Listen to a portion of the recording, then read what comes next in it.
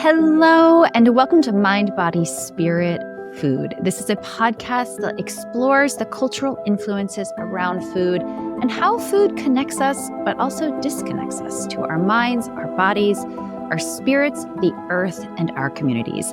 This is a space that is dedicated to bringing more ease, pleasure, and joy into the process of feeding ourselves.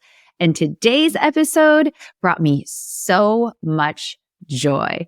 I speak with Ali Slagle, who is the author of the James Beard Award-nominated cookbook, I Dream of Dinner, So You Don't Have to. And she's the publisher of the Substack newsletter, 40 Ingredients Forever. She's also a frequent contributor to the New York Times. And today we dive into spring cooking, and it got me so excited. So we go through a whole list of spring ingredients, starting with asparagus. We go through beets, greens, peas, strawberries, rhubarb, even lamb, and talk about our favorite ways to cook with them. I think if you're anything like us, even if you're new to the kitchen or whether cooking is your passion, this episode is going to get you so excited for all of these ingredients that are going to start hitting the markets soon. And I think it's going to open your eyes to the fact that sometimes the best way of enjoying some of these seasonal foods is the simplest way. You don't have to get complicated to create incredibly delicious food. Ali also shares her ideal menu for a spring party with Easter around the corner. This would be an amazing Easter menu, and I share mine as well. As always, an easy way that you can support this work is to rate the podcast on your podcast app or leave a comment. Share this episode with your friends and family. That really helps us out. Post about it on social media. And you can also become a subscriber to the Mind, Body, Spirit, Food newsletter, where I share weekly new recipes, all of which just happen to be gluten-free. And I dive into topics pertaining to how food connects us to ourselves as well as to others. If you become a paid member for just a couple of dollars a month, you make this entire ad-free space possible, and I am so deeply grateful for all of you paid members. All right, my friends, let's dive in.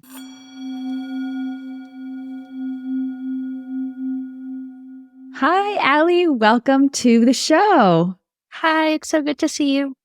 It's so good to have you here. I love your recipes. And in fact, like a little side note, the reason that Ali is on the show is because I made one of her recipes and I'm featuring an adapted version in my newsletter. And it was like a light bulb moment, like, I need to get this woman on the show. Especially because we are recording this in March. And I feel like March is a tricky time for cooking for me here in the Northeast in the Hudson Valley, because it is definitely that shoulder season between winter and spring. We're going to dive into spring cooking and just get me excited and get me motivated.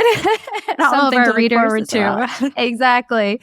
But before we get into all that, let's get to know you a little bit. So what is your cultural background and how has that influenced your relationship to food?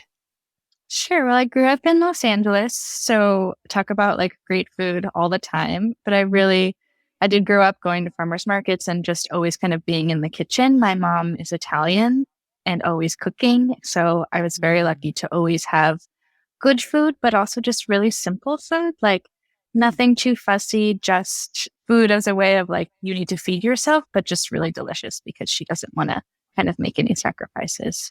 So I think that really influenced my cooking because she was busy, but she always wanted us to have good food. And so my goal in all of my work is to make sure people eat well, no matter what restrictions they have on that situation. I love that because this is what I love about your recipes. And it's my mission as well, is to create recipes that are really accessible.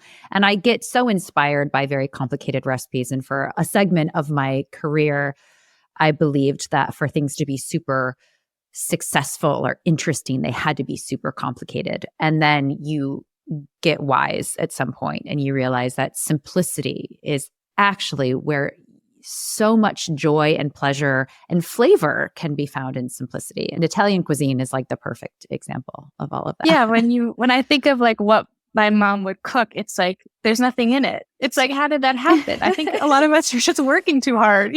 Yeah, absolutely. So You were obviously influenced by your mom and her cooking. How did you find this path of becoming a food writer? What did that look like for you?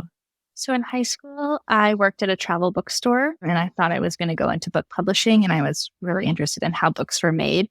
So then when I went to college, I got an internship at Tense Breed Press, which just so happens to be a huge cookbook publisher. And then kind of like these two things kind of collided where I was like, oh, I can publish food books. And that was really exciting to me. And when I was there, I just learned a ton about how to write recipes, how to make food content interesting, sellable. I learned just from like the best of the best. And so when I was there, I met Kristen McGlory. I edited her first cookbook, Genius Recipes. She was the executive editor at Food 52. And then she brought me over and I moved to New York and that's it. Wow, that's it. And when did you start writing recipes and content? Did that happen through Food 52 or did you just start doing that in your own kitchen and your own time? Food 52 was this amazing place because it was still very much a startup when I was there and you kind of could do anything you wanted. So I was hired as an editor, but I also got to food style and prop style and develop recipes and write. And so when I was there, I kind of started learning about how to develop recipes. And then at a certain point, I went out on my own because I wanted recipes to kind of be my focus. I hear that. I hear that. So today we're going to dive into spring cooking, which, yay, we're going to get there. And this episode will air the week before Easter at the very end of March. So people will really be feeling like the excitement of all of the things that we're going to talk about. And I thought today would be more of like a dialogue between us just to share some of our favorite ways to use some of these awesome ingredients that are just about to hit the markets. And I'm going to start with one that to me is like the spring ingredient, and that is asparagus. And I know for me, I get like into the habit of like grill it, roast it, steam it. So like those are all wonderful ways to use asparagus, but how do you cook asparagus? Yeah, I agree with you that asparagus is like the spring vegetable in my mind. In my Substack, 40 Ingredients Forever, asparagus is one of the 40 ingredients. Oh, that's so fabulous. So it's about to just all be asparagus every week really soon because that's kind of how my cooking shifts. It's like broccoli like retires and asparagus moves in. So I think to your point, yes, like a simply grilled asparagus is so wonderful. I think the other great thing about asparagus and a lot of the spring vegetables is you don't really need to cook them that much for them to be good. So I do actually really love raw asparagus, thinly sliced or like quickly blanched when you put it in pasta or something like that. But I do really like the shape of a thinly sliced asparagus, meaning like on the diagonal, really thin, 1/4 inch. It's just kind of like almost becomes like a crisp piece of rice or something, just like a crisp little bite or celery or something like that. I love it.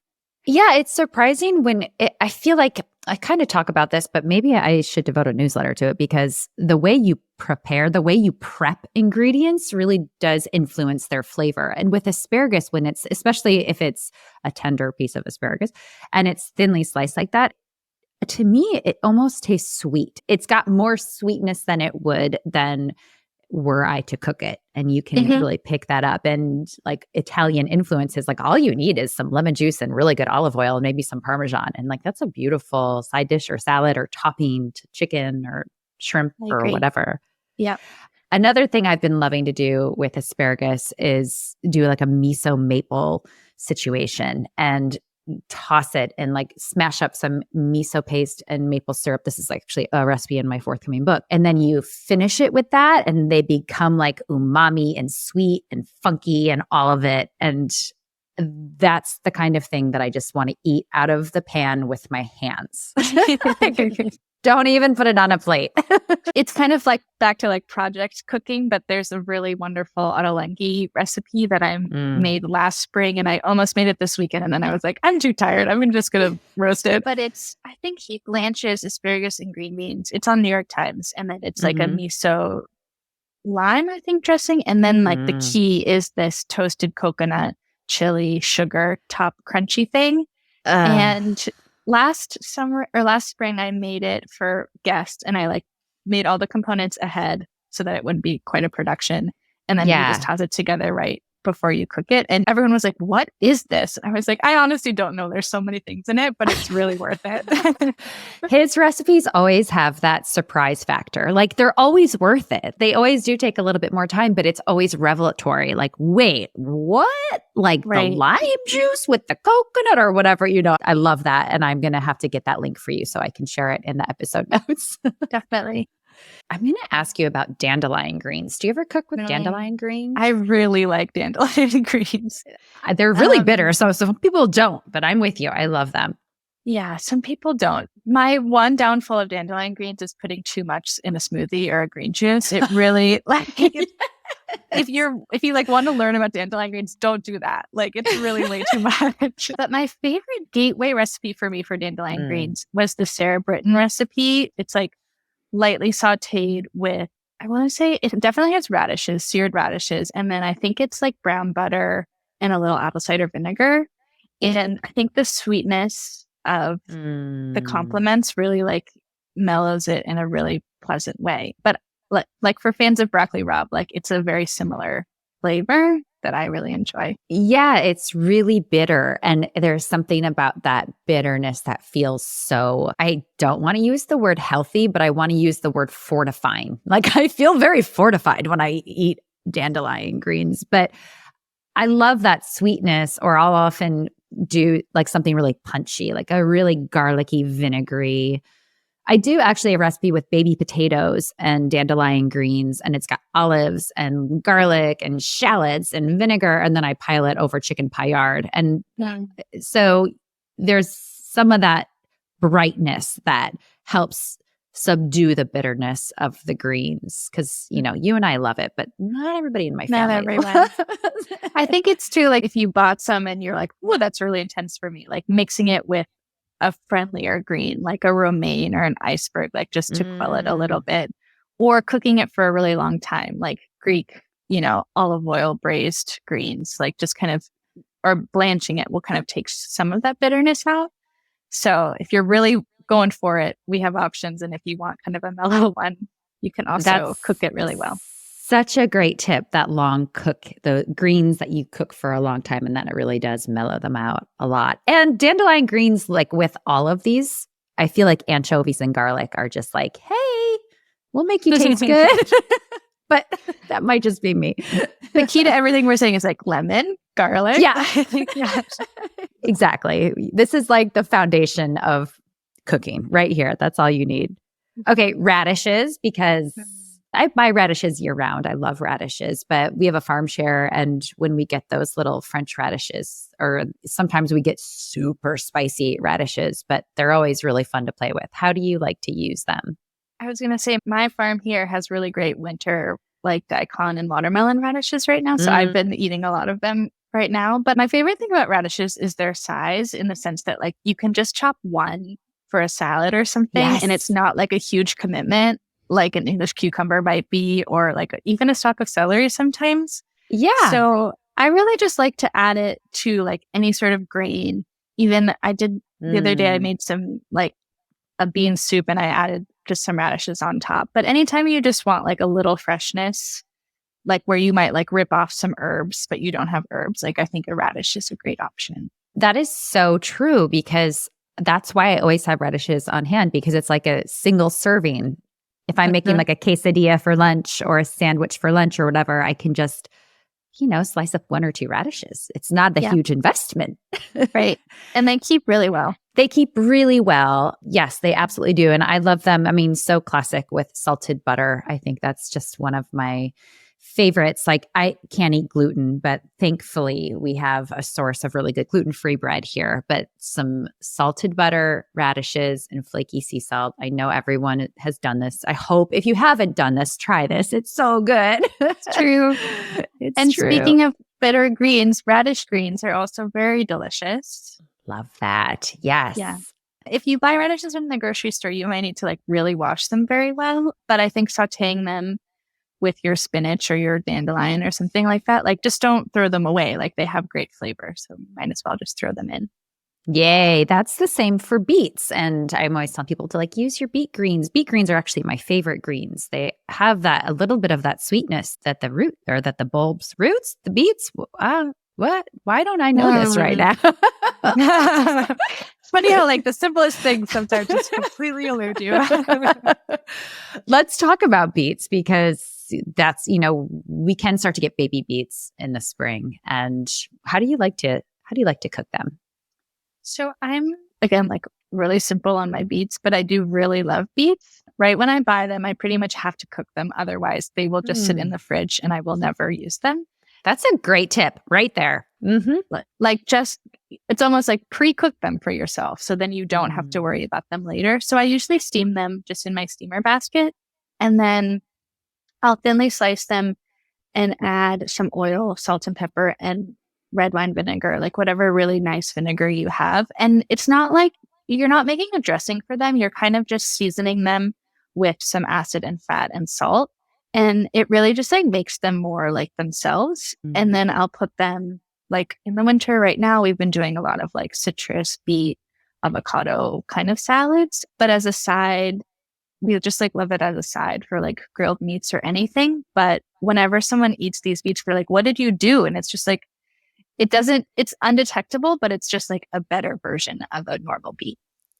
It's that vinegar or the citrus juice, whatever you use, like wakes them up. I do the same thing after I cook them.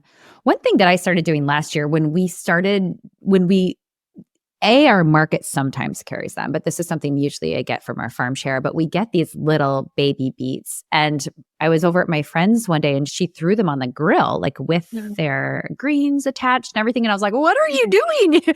And now I love grilling beets and they get super tender on the inside and you can eat the skin. You can just eat the whole thing and like drizzle that with some tahini sauce or yogurt sauce or like any kind of green sauce. Does she cover the grill? Or Yeah. she leaves it open? Oh, covered it. Yeah, covers them so that they take their time. But honestly, they didn't take as long as I would have expected them to. But they were like the size, smaller than a golf ball for sure. Like small little beets. But grill them. It was a revelation. Yeah. And I love doing that. Okay, artichokes. Another one of my favorites and very spring-like.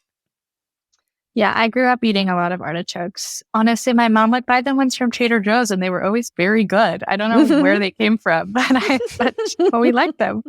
She would just steam them and serve them with some butter and lemon. I'm so boring, but it's like, that's the truth. Yeah. So not boring. No. So melted butter and lemon? Melted butter and some lemon juice in the butter. Yeah. That's exactly how I had them growing up. And I have two older brothers and it was so special for me because my brothers and my dad, like, I don't even think they've ever tried an artichoke. Like they are just so anti that experience, but it was always this special thing for my mom and I. It was like our special treat, artichokes.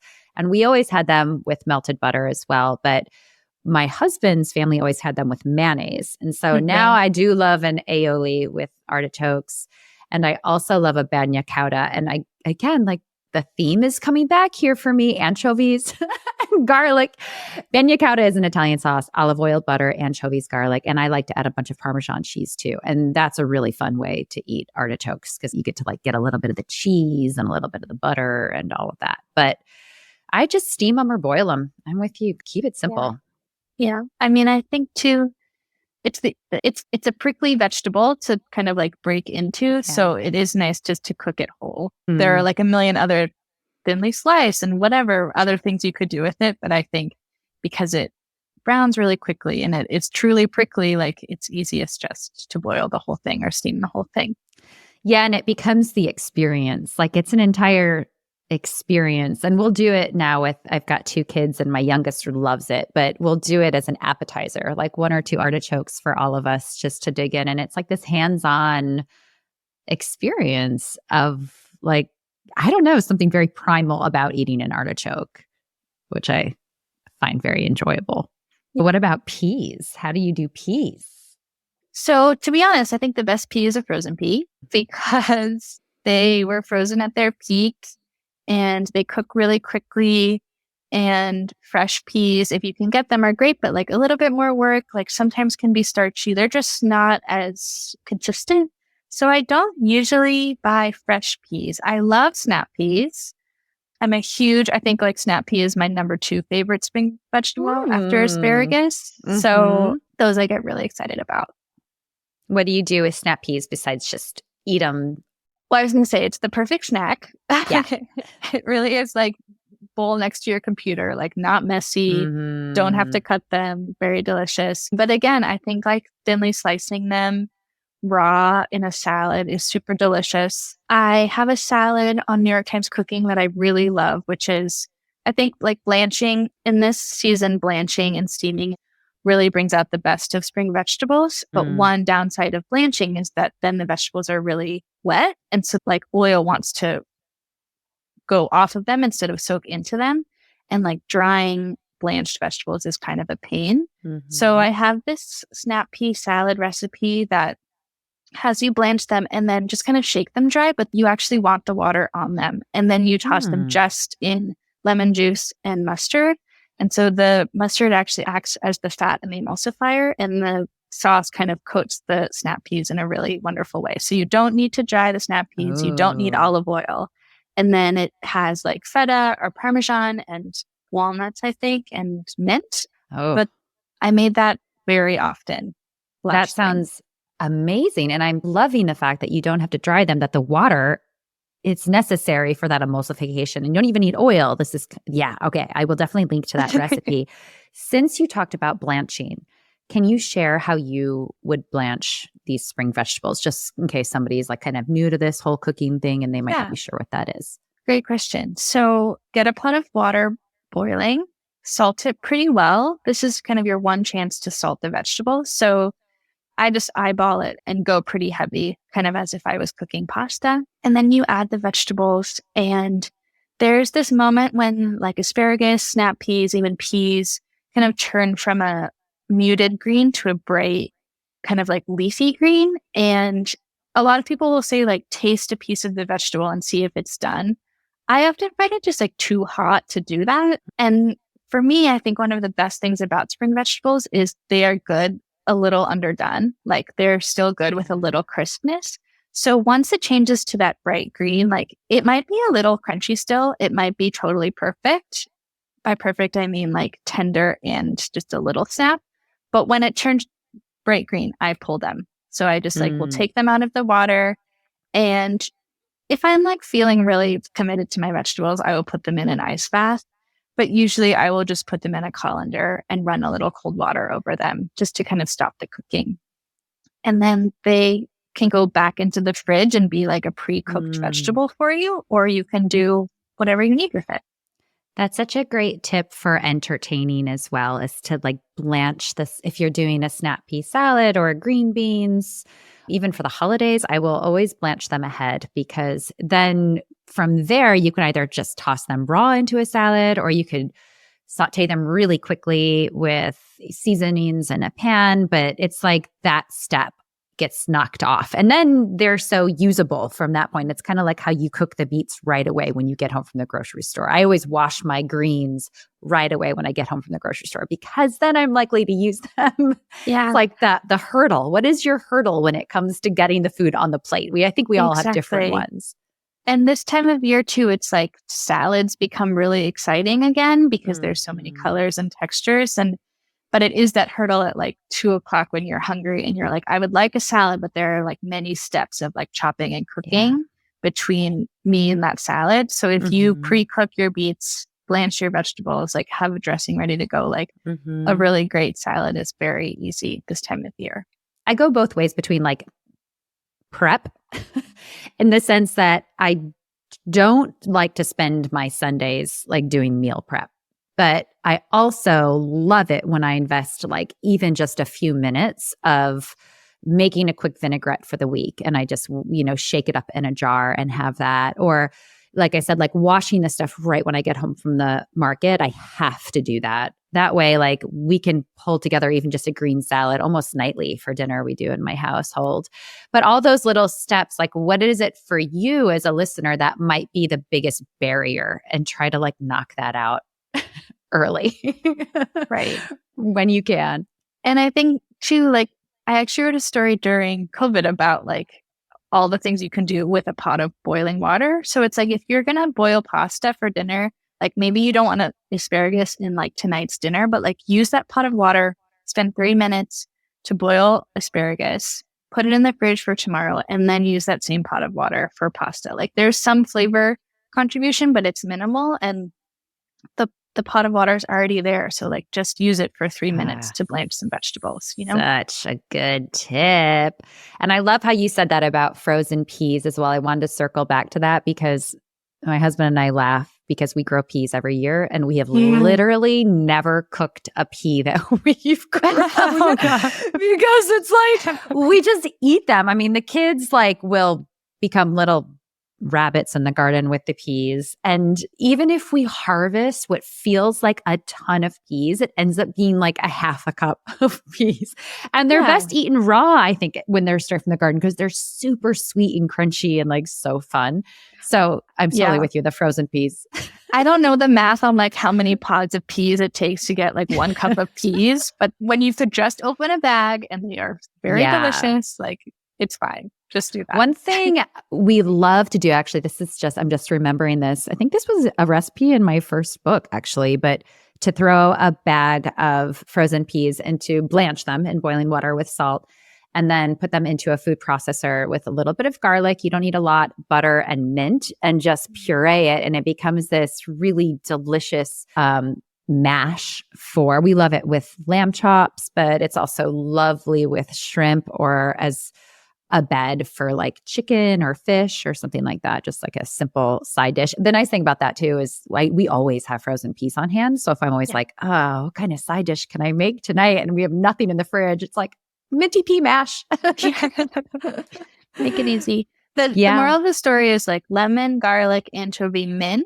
I would add mint to the corral of like, what do you do to a spring vegetable? Like, there's something about the like minerality of it that goes really well with the sweetness and the bitterness of the vegetables.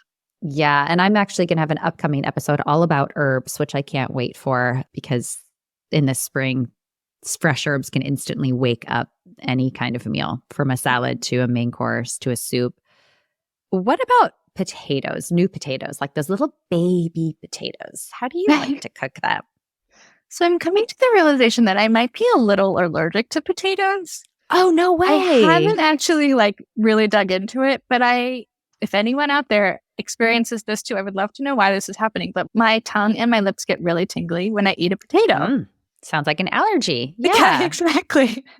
But I like when I eat a French fry, it's fine. It's really just like if I grill it or steam it or boil it, which rounding back, that is how I like to eat little baby potatoes. I think like a boiled salted potato that you like break open and put some dressing on when it's still hot, or some butter, like, and a little flaky salt and pepper. Like that is just the best. So good.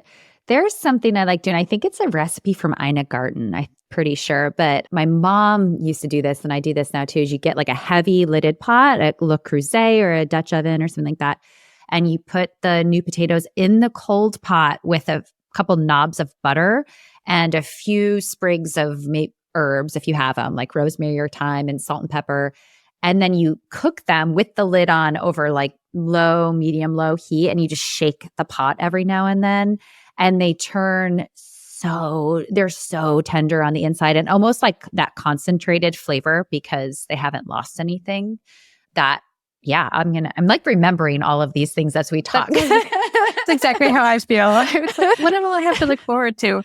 But I think just like beets, like pre-cooking your baby potatoes is really helpful because they can take up to 25 to 30 minutes to boil. I really like to par cook them and then smash them like between my hands or under a mug, and then either roast them or I really like to grill them as well. And what happens is when you expose the starch from the inside, it creates a crispy coating on the outside, which helps them get nice and crispy. One of my favorite things ever. That's one of my favorite things ever. Okay, this is an exciting one because I have been dying to make a rhubarb galette, but I have yet to see a single stalk of rhubarb in the markets. Do you cook with rhubarb? Do you like it? What do you do with it? I really love it. And I always buy like one bunch a season and I think about what I'm going to do with it all season.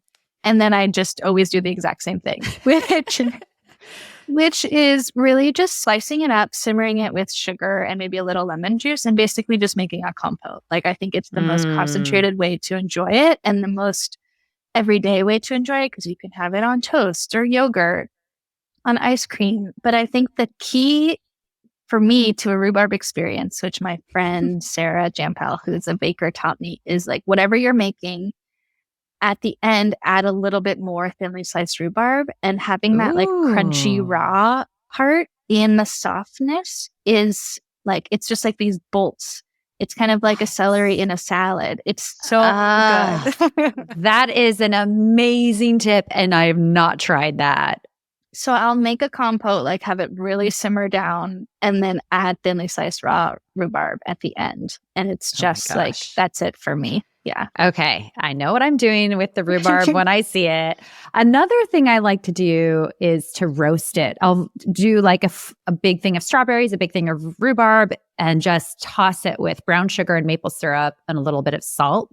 So chop up the strawberries and chop up the rhubarb, spread them out in a parchment-lined pan, and roast them until they're really tender. It almost makes a compote. And then when they're still hot, you want to scrape everything into a bowl and it gets all soft and juicy. And we'll spoon that over scones or pancakes or shortcakes or yogurt or whatever. But that's like an easy way, kind of hands-off way to cook it. I think like dandelion greens, like rhubarb can be kind of intense for people. But if you like that tanginess, I really love rhubarb with raspberry. So like whenever you find a strawberry rhubarb thing, like using raspberry and maybe a little bit more sugar instead, I think is really, really good. I love that combination. I don't think I've tried it, which is, I'm not sure why. So here we go. So I know that lemons are not necessarily a spring ingredient, but we've talked about lemons a lot, or at least lemon juice a lot. And for me, I guess the flavor of fresh lemon juice, like I'm thinking of, I have a lemon olive oil cake or a lemon pudding cake. Like those are my favorite spring desserts. How do you love to highlight lemon in the spring?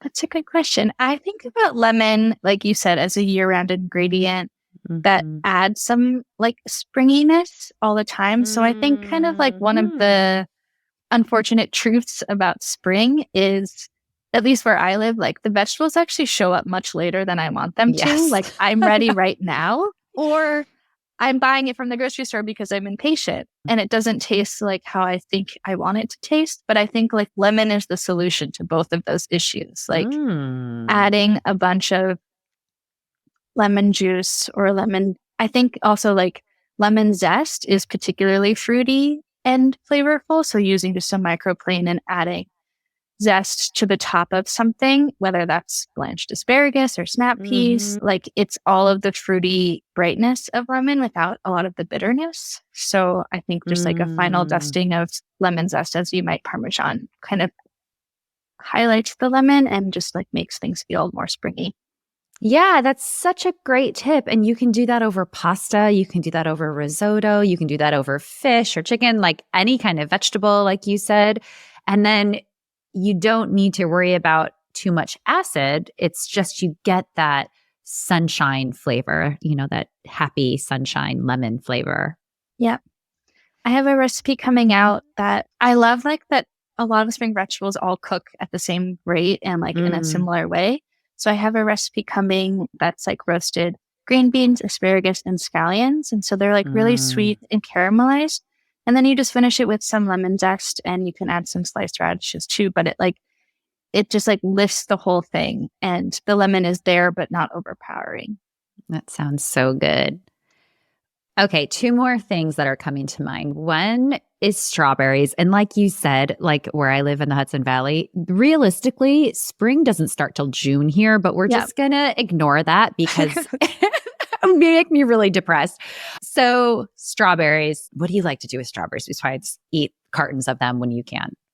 I like to eat them when I can. And I also think strawberries are very fiddly. Like when they're good, they're so good. And very often they are not that like perfectness.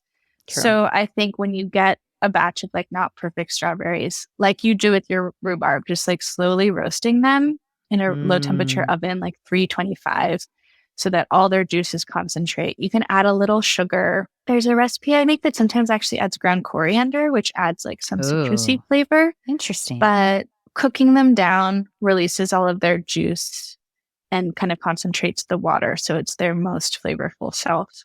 I think that's good. And similarly macerating. So like thinly slicing the strawberries, adding a little sugar. You could add some lemon zest too, and just stirring it throughout the day will bring out their flavor. Such great tips, because you're absolutely right. When you get the carton of the strawberries that blow your mind, A, they have to be eaten within like 2 days because they do not last. And B, like there is no sense in cooking those because they're just little perfect gems just on their own. Exactly. One more, which is like, I know we've been talking a lot about produce, which was kind of the theme, but we're going to go off topic. Because lamb, for me, at least with Easter coming up and other spring holidays, this is a great season for lamb.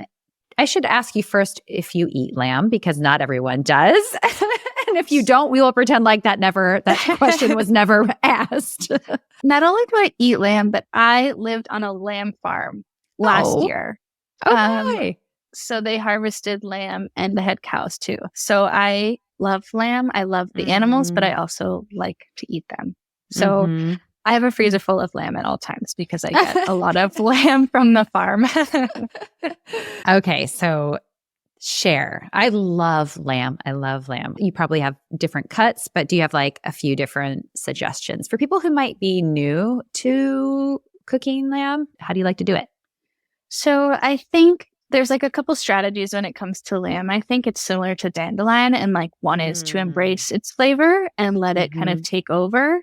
And that's one of my favorite things about lamb is that you don't actually have to do a lot to it to make the dish really flavorful because it brings so much. It has so much fat and kind of interesting flavor. I think the other option is like it's a really assertive flavor, so it can take a lot of flavor. You can add a ton of spices and heat and texture and make like a really robust dish. So my favorite recent thing I've made with lamb is a recipe from my newsletter. It's crispy rice with lamb, and it's actually lemon rice. How you make it is you take ground lamb, you make a big patty, you get it really brown in the pan, and then you add rice and a bunch of lemon juice and zest, and you cook it all together. So there's something about like the savory, grassy lamb with the brightness of the lemon that is very wonderful. And then you crisp the rice, kind of tahdig style, flip it out, put a bunch of herbs, like truly just call it a day. That sounds like maybe my most favorite combination of things. I'm definitely going to make that recipe.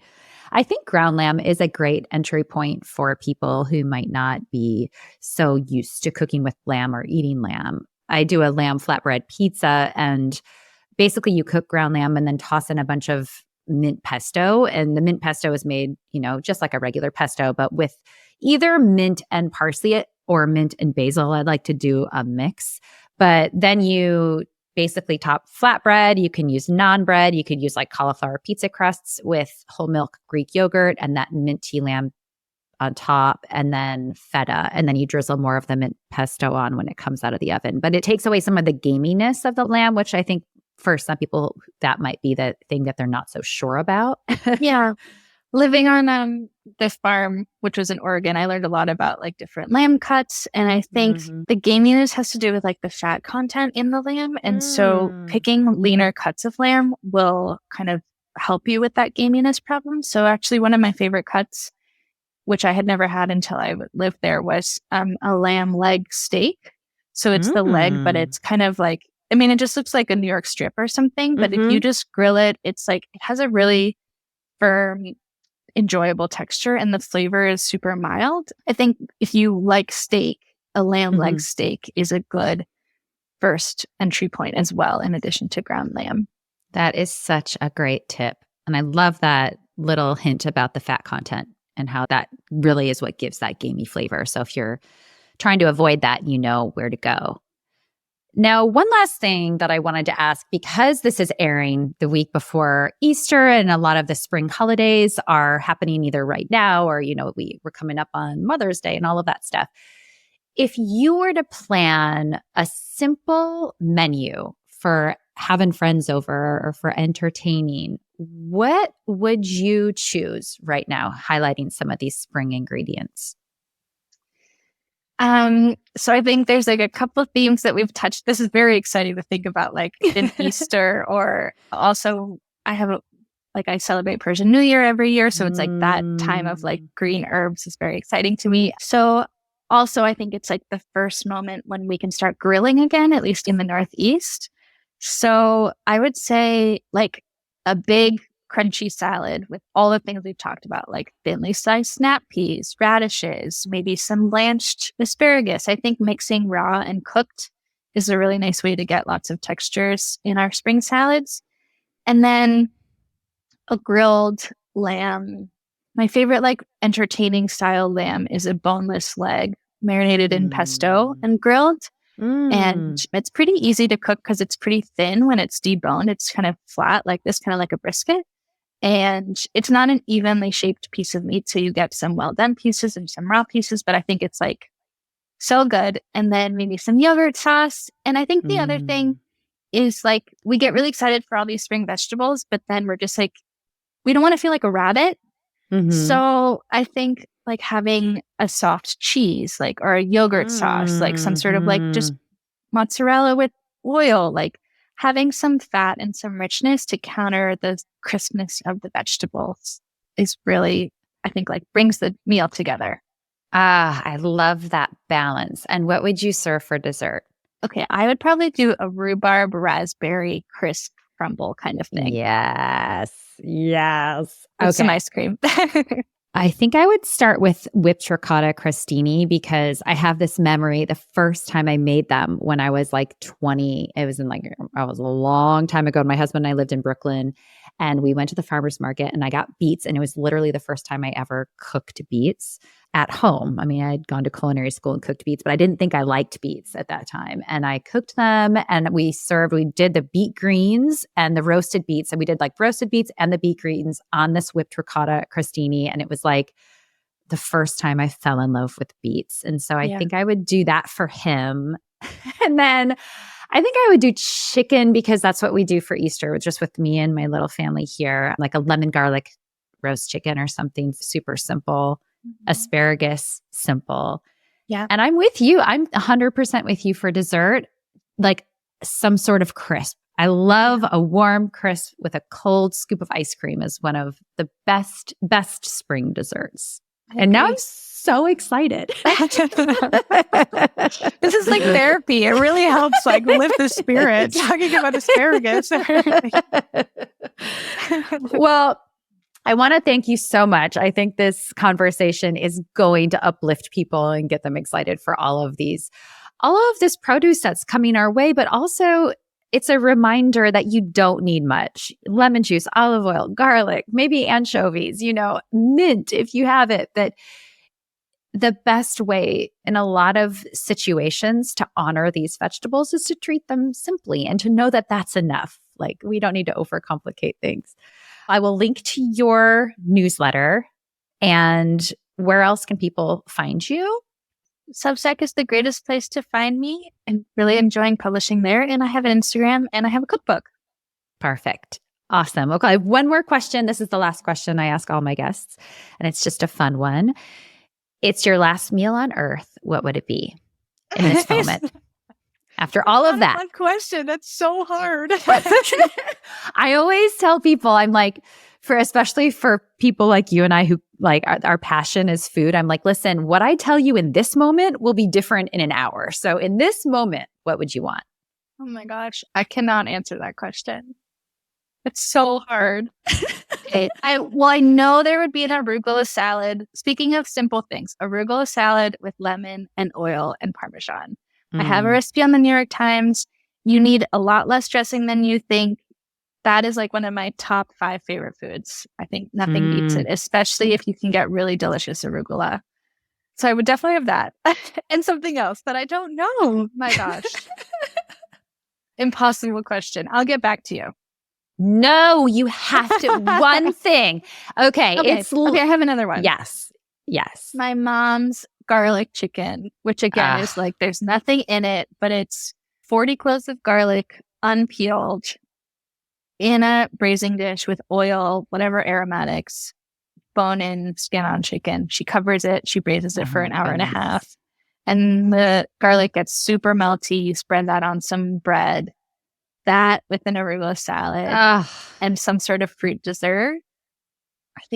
I'm so glad I pressured you because that sounds amazing. And I know now Easter dinner, I think you just named it for me. So I'll send you the recipe. The recipe is like, handwritten and scanned and whatever, but it's the best thing. Yes. Thank you so much, Ali. It's been such a joy. Thank you. It was fun. Thank you so much for listening. If this work resonates with you in any way, you can support it by leaving a review or comment or sharing it with friends. Also, you can sign up for the newsletter, Mind, Body, Spirit, Food. And by becoming a paid member for just $5 a month, you help fund this entire project.